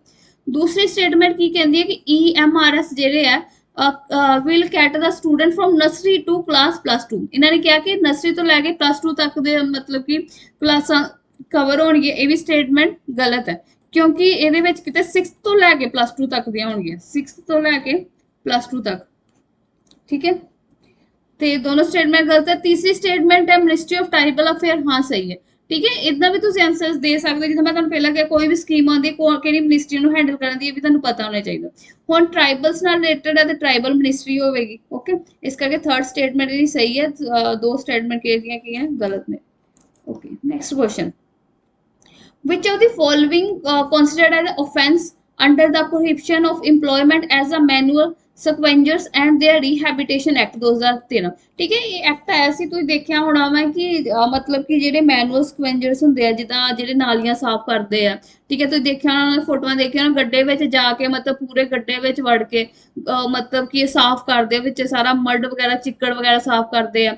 ਉਹ ਤੁਸੀਂ ਦੇਖਿਆ ਨਾ ਪੁਰਾਣੇ ਤਰੀਕੇ ਦੇ ਜਿਹੜੇ ਟਾਇਲਟਸ ਹੁੰਦੀਆਂ ਸੀ ਪਹਿਲਾਂ, ਠੀਕ ਹੈ। ਤੁਹਾਨੂੰ ਪਤਾ ਹੋਣਾ ਜੇ ਪਿੰਡਾਂ ਵਿੱਚ ਹੁੰਦੀਆਂ ਜਿੱਦਾਂ ਮਤਲਬ ਗੱਡਾ ਖੋਦ ਕੇ ਖੂਹ ਜਿਹਾ ਬਣਾ ਕੇ ਛੋਟਾ ਜਿਹਾ ਉਹਦੇ ਵਿੱਚ ਟਾਇਲਟ ਕਰਦੇ ਨੇ, ਠੀਕ ਹੈ। ਬਾਅਦ ਚ ਉਹਨੂੰ ਸਾਫ਼ ਕਰਨ ਲਈ ਮਤਲਬ ਬੰਦੇ ਲਾਉਣੇ, ਠੀਕ ਹੈ। ਉਹਨਾਂ ਨੇ ਹੱਥਾਂ ਨਾਲ ਹੀ ਉਹ ਮਤਲਬ ਸਾਰਾ ਪੋਟੀ ਵਗੈਰਾ ਚੱਕਣੀ, ਠੀਕ ਹੈ। ਤੇ ਇਸ ਕਰਕੇ ਐਕਟ ਲਿਆਉਣਾ ਜ਼ਰੂਰੀ ਹੈ, ਕਿਉਂਕਿ ਇਹ ਕਿਸੇ ਦੀ ਹਿਊਮਨ ਰਾਈਟਸ ਦੇ ਖਿਲਾਫ ਹੈ, ਕਿਉਂਕਿ ਮਤਲਬ ਕਿ ਡੀਸੈਂਟ ਲਾਈਫ ਦੇ ਖਿਲਾਫ ਹੈ ਕਿ ਤੁਸੀਂ ਇੱਕ ਉਹਨਾਂ ਕੋਲ ਜਾਨਵਰਾਂ ਵਾਲਾ ਕੰਮ ਕਰਵਾਉਂਦੇ ਹੋ, ਠੀਕ ਹੈ, ਜਾਨਵਰਾਂ ਤੋਂ ਵੀ ਗੰਦਾ ਕੰਮ ਕਰਾ ਰਹੇ ਹੋ।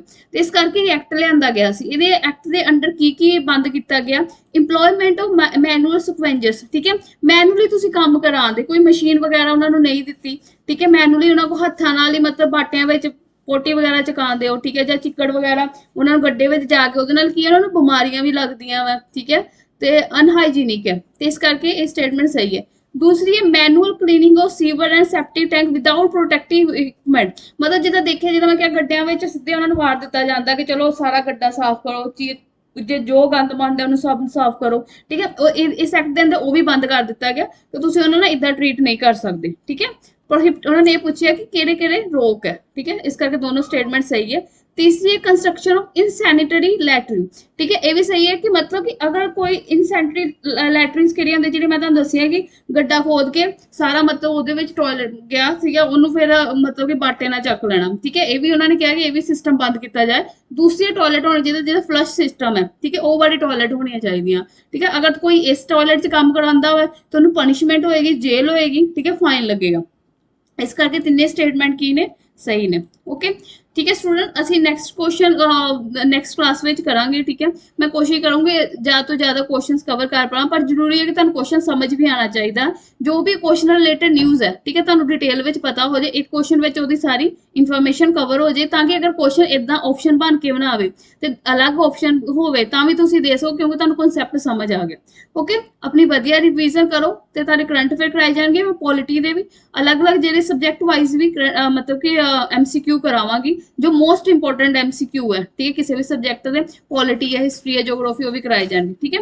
ਠੀਕ ਹੈ, ਆਪਣਾ ਖਿਆਲ ਰੱਖਿਓ। Thank you so much.